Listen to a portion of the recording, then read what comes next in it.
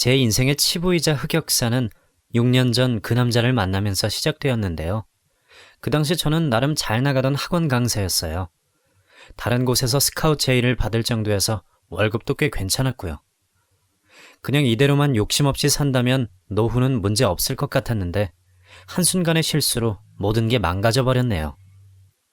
초등학생을 주로 가르치고 있었는데 그중 유독 똘똘하고 마음이 가는 여자아이가 있었어요. 그 아이 이름을 여기서는 지아라고 하겠습니다. 딱 봐도 부유한 환경에서 자란 티가 나는 아이였는데요. 늘 지아 아버지께서 퇴근길에 지아를 데리러 오셨어요.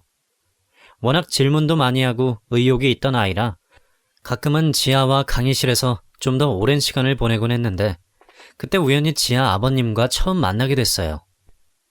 처음 뵙겠습니다. 저는 지아 아빠입니다. 어머, 아버님, 안녕하세요. 죄송해요. 제가 너무 지아를 붙잡고 있었죠? 공부 더 시켜주시면 저야 감사드리지요. 지아가 참 착실해요. 다른 아이들에 비해서 성숙하고요. 제가 지아 부모님이라면 너무 기특할 것 같은데요? 우리 지아 잘 봐주셔서 감사합니다. 워낙 와이프가 교육에 관심이 많아서요. 지아같이 사랑 듬뿍 받고 자란 아이는 뭘 해도 잘하더라고요. 지아 아버지는 그 나이 대 남자들에 비해 조금 젊어 보이는 스타일이었어요. 보통 아기 낳은 중년 남자들 보면 배도 나오고 이마도 벗겨지고 하던데 지아 아버님은 평소 운동을 열심히 하는지 군살 없는 탄탄한 몸에 옷 스타일도 나쁘지 않았죠. 아무튼 잘 부탁드리는 의미로 이걸 좀 사왔는데 그러면서 저에게 수제 쿠키를 내미셨어요. 이런 거 안 사오셔도 돼요, 아버님. 드세요. 지금 시간 한창 배고플 텐데 아이들 가르치는 게 많이 힘드시죠? 괜찮아요. 이게 제 일인걸요. 저 혼자 먹기 양이 많은데 우리 다 같이 먹을까요? 아닙니다. 저희 와이프가 지아 밀가루는 못 먹게 하거든요. 그러시구나. 그럼 다음에 또 뵙겠습니다. 그렇게 지아 아버님과의 첫 만남 이후로 몇 번 더 만나는 일이 생겼는데요. 오실 때마다 항상 제가 좋아하는 음식들을 사다 주시더라고요. 처음에는 정말로 맹세코 그 사람을 남자가 아닌 학부모로 생각했어요. 그땐 저도 오래 만난 남자친구가 있었고 유부남을 만나는 사람들을 절대 이해하지 못했습니다. 불륜이란 그저 나와는 다른 세상이라고 생각했죠. 그냥 젠틀하고 다정한 학부모 그 이상 그 이하도 아니었어요. 하지만 우리의 관계가 급작스럽게 발전하게 된 날이 있었답니다. 아직도 그때가 기억나는데요. 결혼까지 생각했던 남자친구가 어느 날 뜬금없이 제게 헤어지자고 이별 통보를 하더라고요. 이제 저를 봐도 여자로 느껴지지 않는다나 뭐라나. 참 그때는 그게 왜 그렇게 상처가 되었는지. 그래서 그날은 학원도 나가지 못할 때였어요. 그렇게 혼자 처량하게 집에서 울고 있었는데 지아 아버님께 연락이 왔어요. 사실 첫 만남 때 혹시 몰라 서로 명함을 주고받았거든요. 당연히 저장을 하지 않았기 때문에 모르는 번호라 누군지도 모른 채 전화를 받았어요. 여보세요? 지아 아빠 되는 사람입니다. 네, 지아 아버님.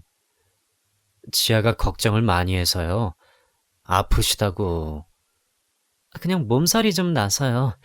괜찮습니다. 내일부턴 다시 학원 나갈 수 있어요. 혹시 선생님, 실례가 안 된다면 혼자 사세요? 네. 그러면 주소 좀 알려주실 수 있나요? 저희 집 주소를요? 왜요? 집에 부모님도 안 계시고 친구도 없는데 죽도 제대로 못 드셨을 거 아닙니까? 주소 알려주시면 죽 배달 보내겠습니다. 아니에요, 아버님. 저는 괜찮습니다.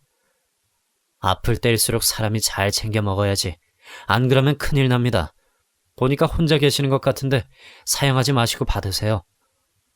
그래도 갑자기 이건 좀... 다 우리 지아를 위해 보내는 겁니다. 선생님이 건강해야 지아도 열심히 공부하니까요.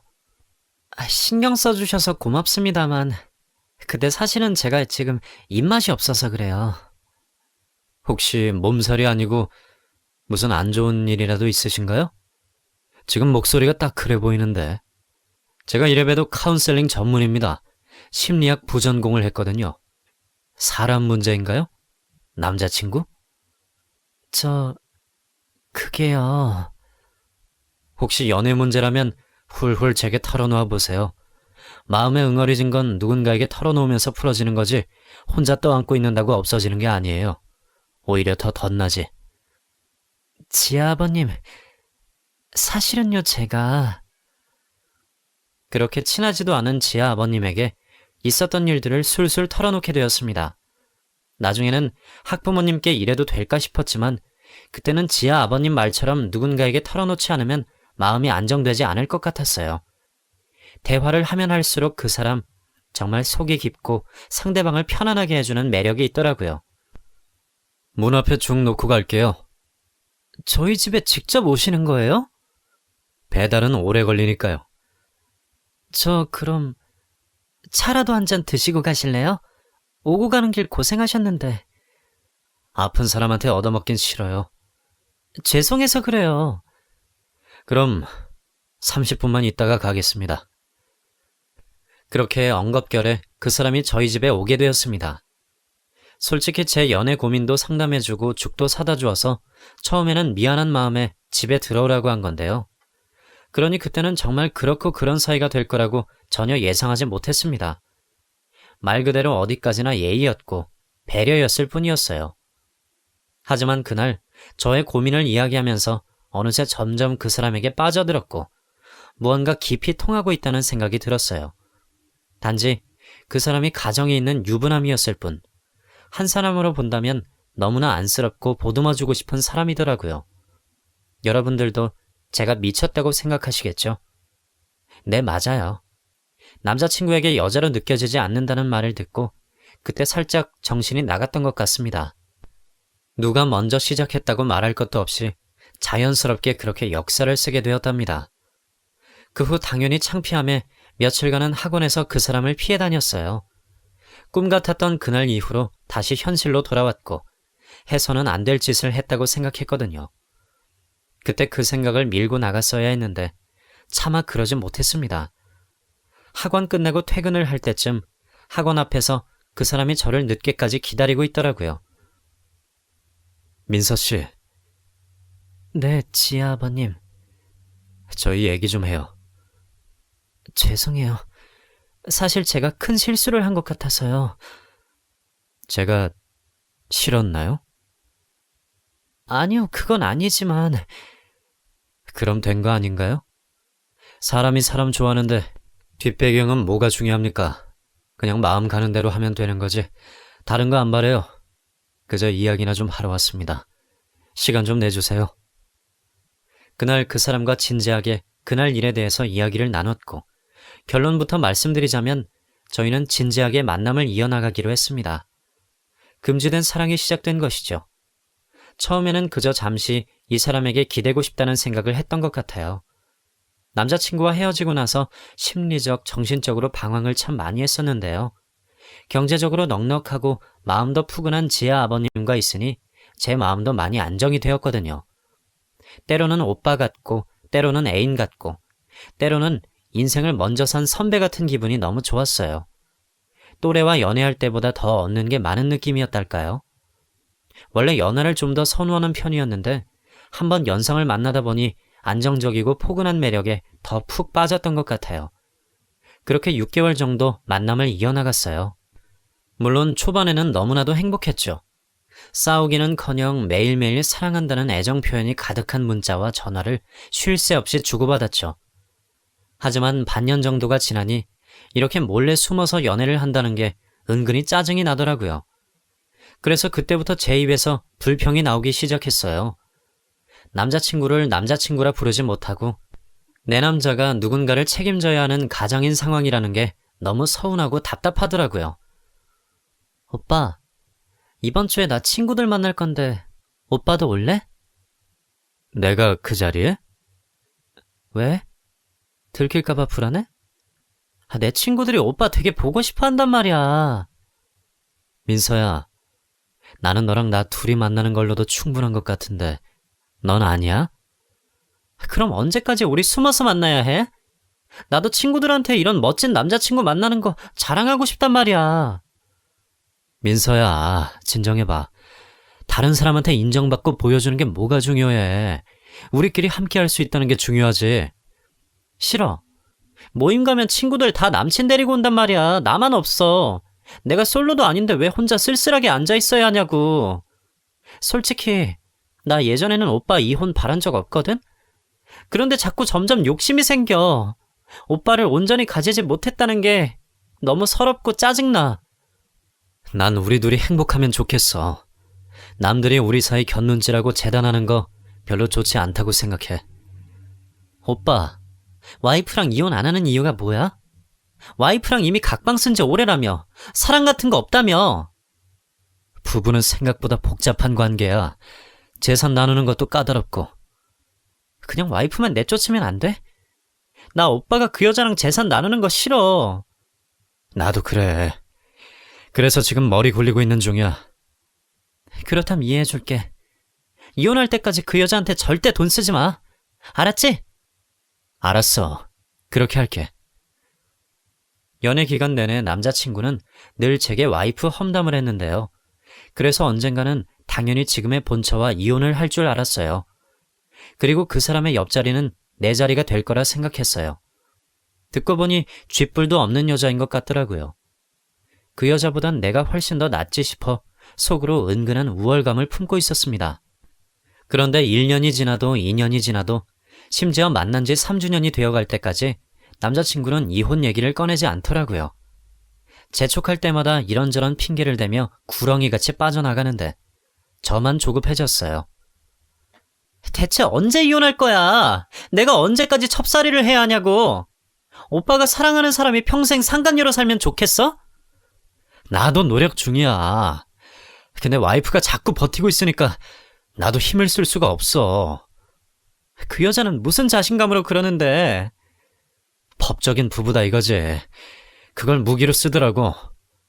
답답해 진짜. 아님 돈이라도 좀 찔러주고 내보내면 안 돼? 그 여자 욕심이 많아가지고 내 재산 반절을 달라 그러더라니까. 진짜 뻔뻔한 여자네. 일단 오빠는 계속 이혼 요구해. 나는 다른 방법 생각해 볼 테니까.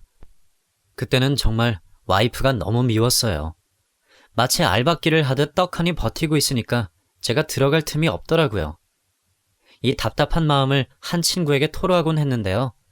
그 친구와는 일하다가 만난 사이인데요. 생각보다 성격이 잘 맞아서 서로의 집을 오갈 정도로 급속도로 친해졌고, 만난 지 얼마 되지 않은 친구였지만 웬만한 친구들보다 더 입이 무거워 그 친구에게만 저의 연애사를 모두 말해주었어요. 그날도 그 친구를 만나자마자 본처 뒷담화를 늘어놓았어요. 그 여자 진짜 미친 거 아니니? 아주 작정을 했어. 왜? 이혼 안 해준대? 재산 절반을 달래잖아. 어이가 없어서.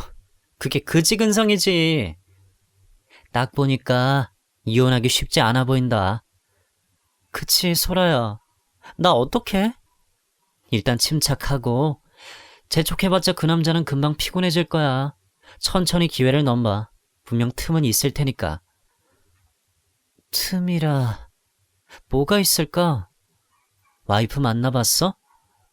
아니, 아직. 지피지기면 백전백승이라고. 그 와이프부터 조사해봐. 최대한 가까이 다가가 보라고. 그러네. 내가 아직 그 여자에 대한 정보가 없었어. 근데 너무 베일에 쌓여있어서 알 수가 있어야지. 학원에 애 데리러 올 때도 그 여자가 온 적 한 번도 없다니까. 그러니 부잣집 사모님을 무슨 수로 만나나. 하긴 거기는 사모가 밖에 나올 일도 없다 그러더라. 아주 고고한 척은 지가 혼자 다 하지. 돈은 오빠가 다 버는데. 아주 팔자 좋은 여자네. 부럽다. 누구는 뼈 빠지게 일하고 있는데. 그러니까 아무리 생각해도 너무 짜증나 죽겠어. 일부러 딱 버티고 있는 것 같아서 더 열받는다니까. 나 진짜 맘 같아서는 그 집에 들어가서 그 여자 쫓아내고 싶어. 그럴 방법 없을까? 글쎄. 그 집에 머물 수 있는 사람은 가족들이랑 파출부, 정원사밖에 없다고 하던데. 아, 그거 알고 있어? 합숙과외 선생님도 거기 계신데. 지아가 합숙과외를 해? 선생님들끼리는 꽤 유명해. 요즘 부자아이들은 선생 한 명씩 끼고 산댄다. 저 세상 얘기지. 이참에 너도 지안의 합숙 과외 선생으로 들어가는 거 어때? 오, 그래. 오케이, 알았어. 그거 좋은 생각이네. 친구랑 대화하는 도중 갑자기 머리가 번쩍하고 깨어나는 기분이더라고요. 만약 내가 그 집 합숙 과외 선생님이 된다면 지아도 가르치고 돈도 벌 수 있고 남자친구도 오래 볼 수 있잖아요. 그리고 제가 거기 살면 오빠도 뭔가 깨닫고 신속하게 이혼을 진행할 것 같아서 바로 다음날 지아에게 물어봤어요. 지아는 따로 공부 봐주시는 선생님이 계시다며? 네. 어떤 분이셔? 잘 가르쳐 주시니? 지금은 안 계세요. 왜? 엄마가 그러는데 해외 유학 가신다고 관두셨대요. 어머, 그래? 그러면 지금 선생님 구하고 있겠네? 네. 지아야, 선생님이랑 공부하면 어때? 좋아요. 좋지? 그럼 선생님이랑 지아 집에서 공부하는 건 어때? 너무 재밌을 것 같지 않아? 네, 그럴 것 같아요. 난 사실 지아랑 공부할 때가 제일 행복하거든. 그래서 말인데, 어머니에게 선생님 좀 소개시켜 줄 수 있을까? 어떻게요? 그냥 어머니한테 가서 선생님으로 삼고 싶은 사람이 있다고 그렇게만 말해주면 돼. 알았지? 네. 지아가 다른 건 몰라도 선생님 말 하나는 참 잘 듣거든요. 너무나 기특하게도 바로 그날 저녁 그 여자에게 말을 전달했는지 제 핸드폰으로 바로 연락이 오더라고요. 안녕하세요. 지아 엄마예요. 늦은 시간에 실례드려서 죄송해요. 지아 어머님, 안녕하세요. 지아가 선생님을 참 좋아하는 것 같아요. 학원에서 돌아오자마자 선생님 얘기를 꺼내는 거 있죠? 저도 지아가 참 좋아요. 어찌나 똘똘하고 착한지. 그런 딸을 둔 어머님이 너무 부러운 거 있죠? 지아 잘 봐주셔서 감사해요. 다름이 아니고 혹시 선생님 합숙과외 같은 건 안 하시죠? 워낙 바쁜 분이시라. 아니요. 저 사실 학원에서 많은 애들 가르치는 것보다 한 명만 집중적으로 과외하고 싶었거든요. 그래서 조건만 맞으면 합숙 과외도 나쁘지 않다고 생각하고 있었어요. 어머, 정말요? 사실 제가 지금 합숙 과외 해줄 분을 찾고 있었거든요. 선생님이야 뭐 워낙 소문도 좋으시고 지아 가르쳐 주시는 걸로 실력 증명도 되셨고 저희로서는 너무 완벽한 선생님인데. 그러면 제가 해도 될까요? 그럼 저희야 너무 감사하죠. 페이는 학원에서 받는 월급보다 더 얹어서 드리겠습니다. 아무래도 합숙이니까 많이 부담스러우실 텐데 불편한 거 있으면 언제든지 말씀해 주세요. 일단 이번 주 주말에 뵙고 얘기하는 걸로 할까요? 네, 좋습니다. 다시 한번 감사드립니다, 선생님.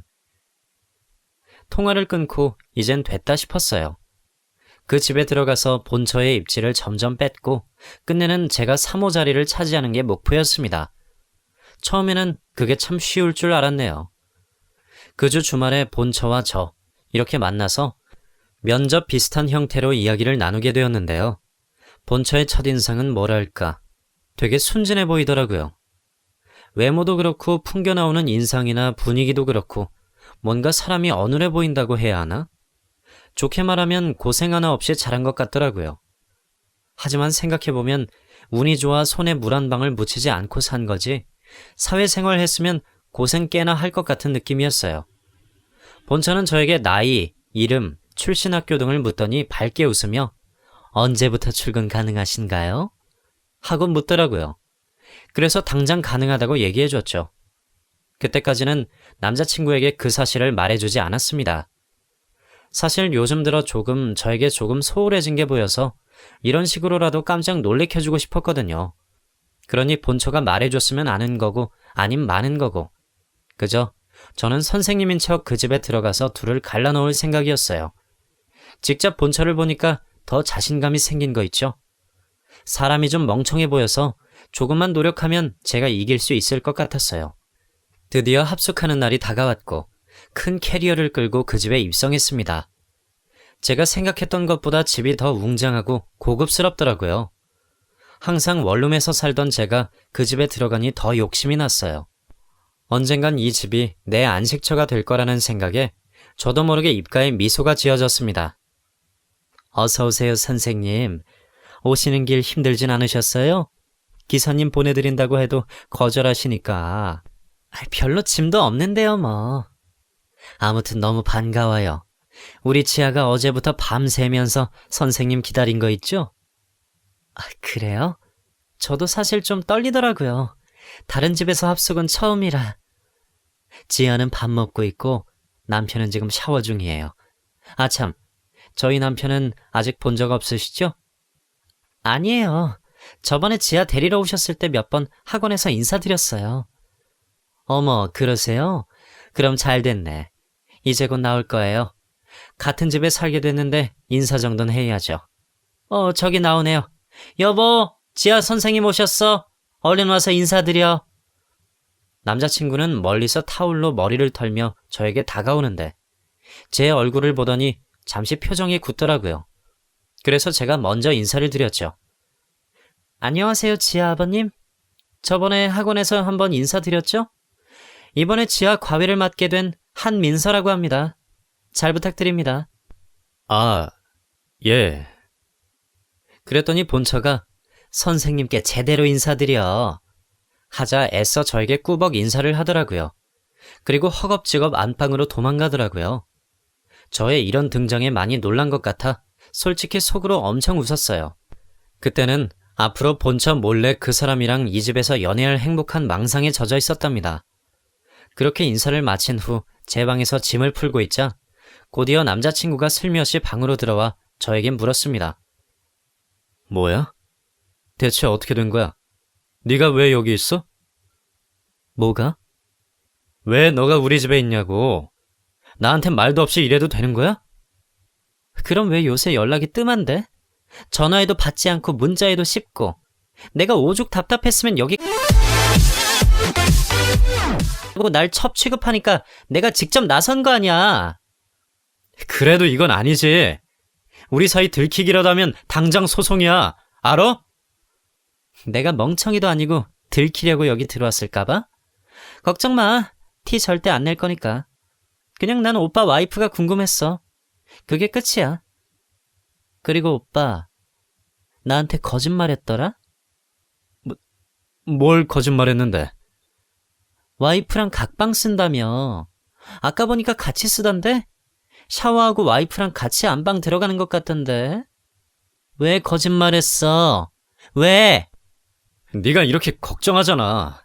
아니, 그리고 아무리 궁금해도 직접 집에 와서 사는 게 어딨어? 이건 너무 철없는 짓이야. 아무튼 내가 지켜볼 거야. 그러니까 알아서 처신 잘하라고. 사는 거 봤으니 한 달만 하고 나가. 적성에 안 맞는다고 하고. 알겠지? 싫어. 내가 어떻게 들어온 집인데. 오빠 쓸데없는 걱정하지 말고 이렇게 된 김에 빨리 와이프랑 이혼하는 것에나 신경 써. 남자친구는 혹시나 걸릴까봐 안절부절하는 모습인데 저는 전혀 거리낌이 없었어요. 내가 어떻게 입성한 집인데 최대한 누릴 수 있는 건 다 누려야죠. 일단은 남자친구를 바로 곁에서 볼 수 있다는 게 정말 좋았어요. 연락이 안 될 때마다 항상 불안했는데 이제는 그럴 일이 없어져서 마음이 편하더라고요. 때론 본처가 제 눈에 거슬리긴 했지만 언젠가는 떠날 사람이라고 생각하니 별로 신경 쓰이지 않았어요. 지아를 케어하는 것쯤이야 일도 아니었기 때문에 그곳 생활은 저에게 잘 맞았고 달콤한 꿈을 꾸며 차근차근 부잣집 사무가 될 단계를 밟아가고 있었습니다. 생각보다 본처는 제게 잘해주었어요. 제가 정말 맘 편히 지아의 교육에만 집중할 수 있게 음식이며 간식도 자주 내어주시고 또 무엇보다 제 사생활에 터치를 하지 않더라고요. 그러니 아침에 일어나 고급 찻잔에 커피를 따라 마시며 여유롭게 바깥 경치를 구경하곤 했는데요. 이때는 정말 세상을 다 가진 기분이었어요. 하지만 아무리 제게 잘해주어도 본처이기에 제 눈앞에서 얼쩡거리면 짜증이 확 치솟았죠. 기분이 좋다가도 본처만 생각하면 머리가 지끈거리더라고요. 그곳에서 지내는 날이 점점 늘어나다 보니 저도 모르게 지금 누리는 삶이 익숙해지더라고요. 마치 내가 본처의 삶을 살고 있는 것처럼요. 아줌마, 내 빨리 뒤집어서 접지 말라고 했죠? 아이, 좀 봐줘. 내가 바빠서 그러니까. 사모님 속옷도 이렇게 뒤집어서 줬어요? 아니잖아요. 아이, 그거야 사모님이고. 저 나한테 월급 주는 사람이니까. 그리고 내 방에 있는 컵 왜 맘대로 가져가요? 그건 사모님이 아끼는 컵이라. 내가 쓰는 컵이에요. 내 거라고요. 아유, 참, 별것도 아닌 거 가지고. 미안하다고 사과 안 해요? 내가 미안해. 됐어? 존댓말 쓰세요. 누가 사과를 반말로 해요? 어떻게 된 게 이 집 구석에는 제대로 예의가 박힌 사람이 단 한 명도 없지? 미안해요. 내가 다음부턴 조심할게요. 네, 조심해주세요. 그리고 여기 쓰레기도 좀 치워줘요. 내 단추도 좀 꼬매주고. 그 이후로 파출부 일을 하던 분이 관두시고 또 다른 분이 들어왔어요. 초년생이나 마찬가지니 더 편하게 대했죠. 그랬더니 나중에 본처가 저를 조용히 부르더라고요. 저기 선생님, 혹시 집안일 도와주시는 분한테 안 좋은 소리 많이 하셨어요? 아니요? 전 그런 적 없는데요. 자, 이런 말씀 주제 넘을 수도 있지만 저한테 그분들은 정말 소중한 분들이에요. 제가 할 수 없는 것들을 많이 해주시거든요. 그러니까 좀만 다정하게 대해주시면 안 될까요? 같이 살맛대고 지내는 사람이잖아요. 네. 그리고 제 컵 돌려주시겠어요? 그 컵은 제 친정엄마께서 돌아가시기 전까지 아끼셨던 컵이에요. 한참 찾았거든요. 비싼 게 아니라서 버리는 건 줄 알았어요. 가격보단 의미가 중요하잖아요. 없어졌을까봐 조마조마했는데 그래도 선생님이 가지고 계셨다니 다행이에요. 네. 근데요, 선생님. 여기서 지내시는 거 불편하세요? 왜요? 왠지 모르게 그래 보여서요.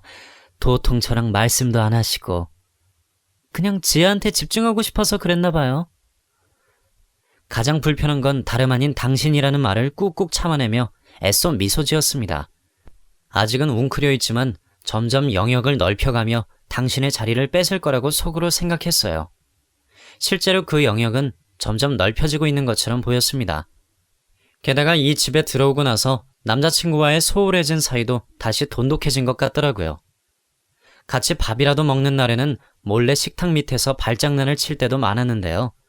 생각보다 남자친구가 이런 걸 좋아하더라고요. 원래 몰래 하는 금지된 사랑이 가장 짜릿하잖아요. 그러니 그동안 약간 느슨해졌던 관계에 다시 불이 붙는 건 시간 문제였죠. 그렇게 이 집에 들어와서 사이도 좋아지고 또 앞으로 이게 내 집이라는 생각이 드니 사는 게 재미있더라고요. 게다가 둘 다 떠나고 나면 그 집은 제 집인 양 마음껏 자유롭게 살 수 있었어요. 남자친구는 아침 일찍부터 출근하느라 바쁘고 본처는 각종 모임을 거의 매일 갔기 때문에 그 집은 제 세상이나 다름없었는데요. 그래서 자유롭게 샤워 가운을 입고 돌아다니기도 하고 가끔은 친한 친구를 초대하기도 했죠. 제 비밀을 알고 있는 유일한 친구 소라 있잖아요. 그 친구가 하도 집이 궁금하다고 하길래 본처가 나간 날 집에 조용히 초대했더니 눈이 휘둥그레지더라고요. 와, 네 남자친구 진짜 부자인가 보다. 우리 오빠가 이 정도야. 넌 내 절친이라서 보여주는 거니까 다른 애들한테는 말하면 안 돼. 알았지? 너 진짜 부럽다.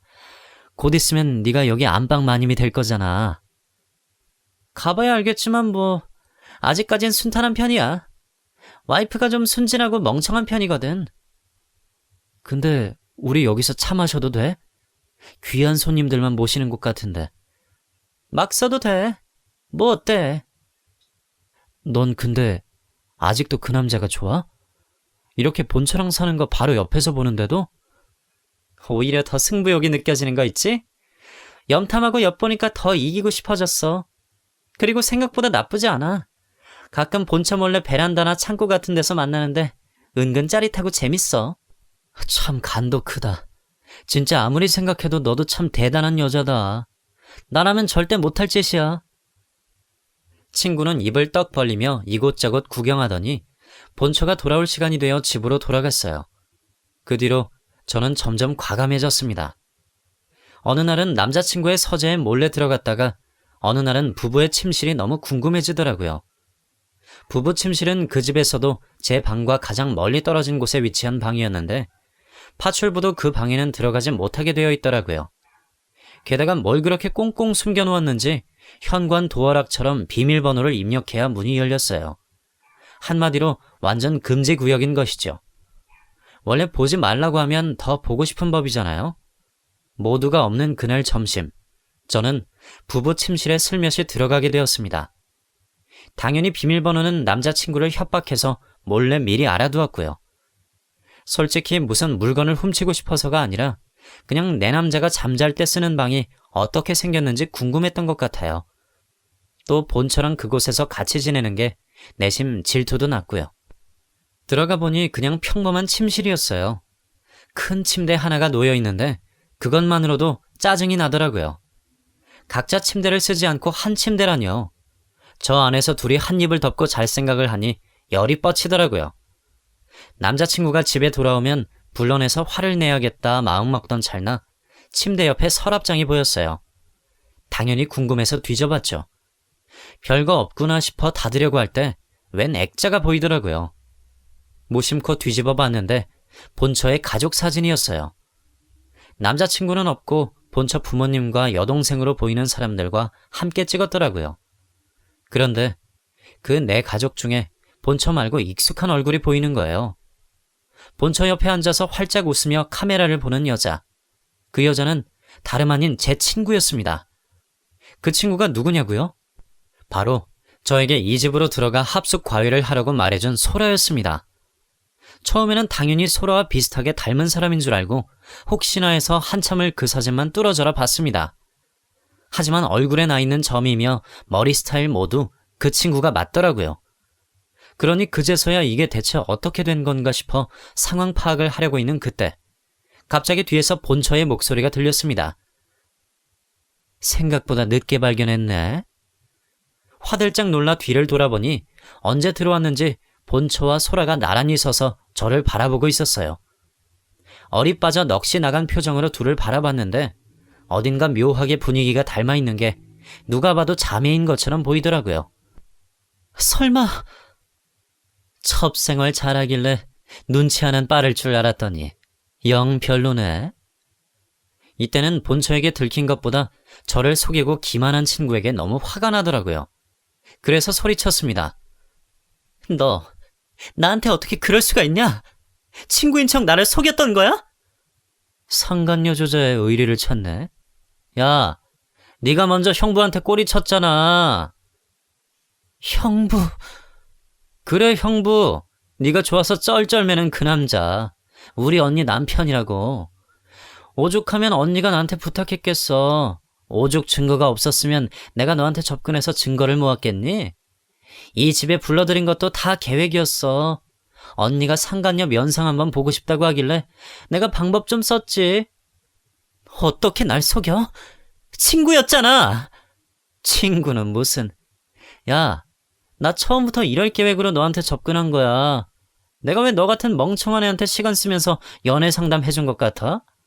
네 신뢰 쌓느라 시간이 걸리긴 했지만 결국 언니가 원하는 대로 왔네. 이제 넌 끝났어. 지금까지 모은 증거들로 상간녀 소송할 거야. 우리 언니한테 상처 준 거 다 보상하게 할 거야. 저는 너무 충격을 받아서 온몸이 굳어버렸어요. 머리가 새하얘져서 아무것도 생각나지 않았고 발바닥에 껌이 붙은 듯 움직여지지 않았습니다.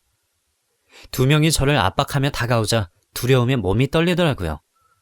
그때 본처가 소라에게 우리 둘이서 얘기할 테니까 1층에 내려가 있어 하며 소라를 내보냈어요. 본처는 저를 빤히 바라보다가 입을 열었습니다. 이미 남편의 불륜 알고 있었어요. 그런데 참고 기다린 이유가 뭔지 알아요? 우리 지아 아빠니까. 어느 정도 감수하고 안고 가려고 했어요. 하지만 이 인간 도대체 끝낼 생각을 안 하더라고요. 그래서 궁금했어요. 그 끝이 어딜까? 그러다가 결국 우리 집까지 들어왔네요. 그것도 우리 딸의 과외 선생으로? 죄송합니다. 하지만 처음부터 일부러 의도한 건 아니었어요. 죄송할 거 없어요. 덕분에 나는 증거를 많이 얻었으니까. 우리 집에 소형 카메라 있었던 건 모르죠? 다 합해서 경찰에 제출하면 절도죄, 기물파손죄, 그리고 상간녀 소송까지 다 마칠 수 있을 것 같은데. 그래요. 그렇게 하세요. 솔직히 다 하셔도 좋습니다. 다만 부탁 하나 드릴 게 있어요. 제 남자친구랑 이혼만 해주세요. 저 그 사람 진심으로 사랑하고 있어요. 손해배상? 해드려야죠. 위자료? 드릴게요. 그러니까 저 좀 이해해 주시면 안 될까요? 사모님도 불륜 저지른 남편이랑 더 이상 살고 싶지 않잖아요. 어차피 깨진 믿음, 이혼으로 좋게 마무리할 수는 없을까요? 제가 이렇게 빌게요. 솔직히 사모님 누릴 만큼 누리셨잖아요. 부자 남편 만나 충분히 호강하셨잖아요. 제가 무릎 꿇고 싹싹 빌자 본처는 갑자기 피식하더니 크게 웃기 시작하는 거예요. 얼마나 크게 웃는지 눈에 눈물까지 고이더라고요. 어리둥절한 표정으로 바라보자 본처는 저에게 의미심장한 말을 꺼냈습니다. 그 인간에 대해서 몰라도 너무 모른다. 그쵸? 무슨 말씀이세요? 그 사람이 뭐래요? 돈 많대요? 그 회사도 자기 거고 이 집도 자기 거래요? 어이가 없어서. 이봐요. 사람 만날 땐 제대로 알아보고 만났어야지. 그 인간 개털인 거 아직도 몰라요? 네? 그게 무슨... 그 인간이 가진 거 다 내 거라고.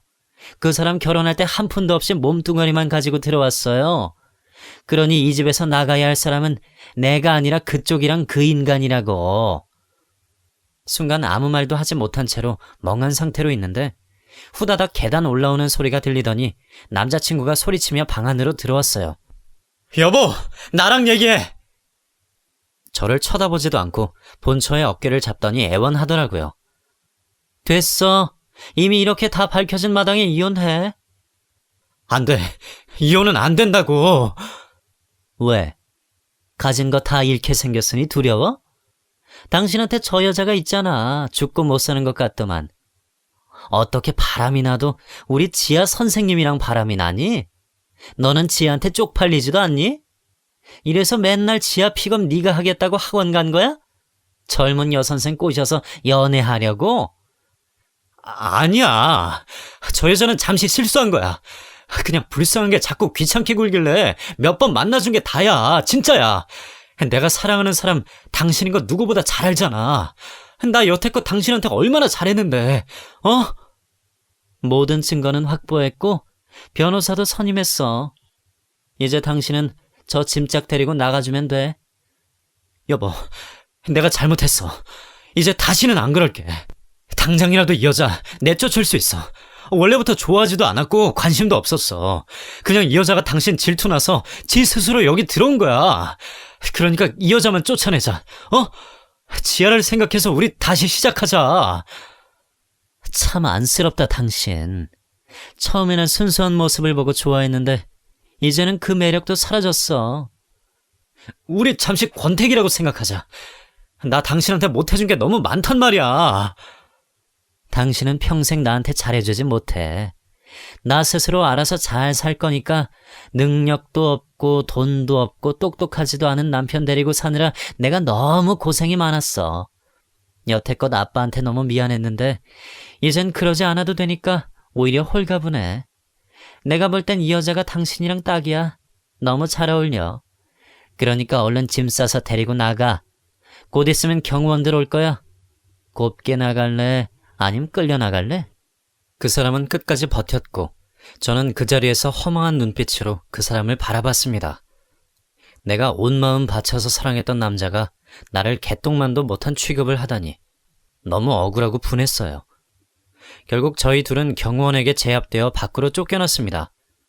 저는 마지막 희망을 붙잡고 그 사람에게 달려가 물었어요. 아니지 오빠. 저 여자한테 한 말 진심 아니지? 아우 진짜. 너 때문에 내가 이혼당하게 생겼잖아. 그러게 왜 남의 집에 기어들어와서는 방을 뒤지고 지랄이야. 너 같은 애 만난 거 내 인생의 최대 오점이니까 그런 줄 알고 다시는 찾아오지 마. 연락도 하지 마. 씩씩대며 걷는 그의 뒷모습. 그게 마지막 모습이었습니다. 참 허무하죠? 미래를 꿈꿨던 사람과 정말 추하게 헤어졌네요. 사실 요즘도 그때를 생각하며 너무 수치스러워서 기억을 애써 지우곤 합니다. 그 후 여러분이 생각하는 것처럼 되었어요. 제 남자친구는 진즉에 이혼당해 그 여자 집에서 빈 몸뚱아리만 가지고 쫓겨났다고 해요. 그리고 저는 예정대로 상간녀 소송을 당해 있는 돈 없는 돈 다 끌어모아 위자료를 마련해야 했고, 학원가에서는 이미 소문이 쫙 퍼져서 더 이상 일을 할 수 없게 되었어요. 그 사람이 나의 희망이라고 생각하며 앞날 생각하지 않고 긁었던 카드값이 연체되어 빚더미에 앉게 되니 비로소 후회가 되더라고요. 게다가 여기서 끝난 게 아니었어요. 본처가 어떻게 저희 부모님 전화번호를 알게 되었는지 부모님께도 이 모든 사실을 알게 되어 지금까지 제대로 찾아뵙지도 못하고 있어요. 이때 부모님의 인연 끊자 소리를 들으니 그제야 반성이란 걸 하게 되더라고요. 왜 그전에는 남에게 상처를 주면 벌을 받는다는 걸 몰랐던 걸까요? 그때로 돌아갈 수만 있다면 저는 과거의 저에게 달려가 멱살 잡고 그 집에서 나오게 할 것 같아요. 제가 아플 때 저희 집에 찾아온다는 그 사람을 거절했으면, 아니, 그렇게 하룻밤을 보내고 나서 정신 차리고 그 후에 끊어냈으면 이런 일이 생기지 않았을까요? 이제 와서 뒤늦은 후회를 해봐도 아무것도 달라지지 않네요. 그래도 먹고는 살아야지 싶어서 학원 일 말고 다른 직장을 구해봤지만 나이 찬 여자가 제대로 된 직업을 갖는 건 하늘의 별 따기와 마찬가지더라고요. 결국 이리저리 다니면서 할 수 있는 일을 하다 보니 어느새 6년이라는 세월이 흘렀네요. 그동안 한 직장에서 오래 머물지 않고 자주 옮기다 보니 경력도 쌓이지 않고 그저 하루 먹고 하루 사는데 앞으로 제 노후가 걱정이 됩니다. 그 이후로 연애는 해보았냐고요? 아니, 전혀요. 남자는커녕 사람도 제대로 만나지 않고 있어요. 그냥 좀 무섭더라고요. 아마 계속 이렇게 여러 일을 전전하며 나이를 먹어가지 않을까 싶어요. 내심 노후가 준비되지 않아 너무 불안한 마음이 있지만 그래도 어쩌겠어요. 돈이 아쉬우니 하기 싫은 일이라도 열심히 하면서 한 푼이라도 벌어야지. 점점 주름이 늘어나고 얼굴이 거뭇거뭇해지는 제 모습이 처량해 보일 때도 있지만 한편으로는 벌을 받고 있다고 생각해요. 지금의 인생 또한 제가 감내해야 될 일이라고 생각하며 묵묵히 살아가고 있습니다. 지난날의 과오로 인해 큰 짐을 짊어진 저의 인생, 참 한심해 보이지 않나요? 여러분들은 부디 후회할 짓을 하지 않았으면 합니다. 저의 과오가 여러분들께 교훈이 될 수 있다면 그걸로 충분하다고 생각하며 이 사연을 마치도록 하겠습니다. 사연 들어주신 여러분들께 감사의 인사를 전합니다.